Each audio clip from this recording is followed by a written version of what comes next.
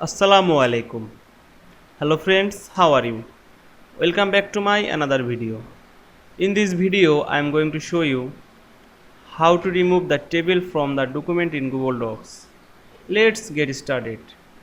At first, you have to open your Chrome browser, then open your Google Docs app.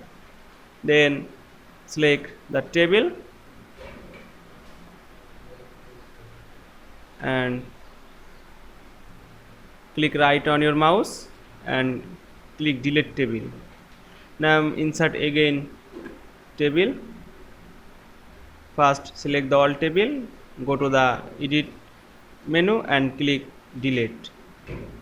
You can delete table in another way. Now first insert table,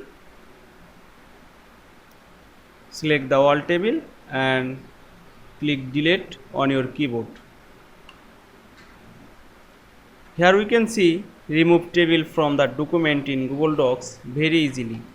I hope you enjoyed my video. Please like, comment, share and subscribe my channel. Thanks for watching.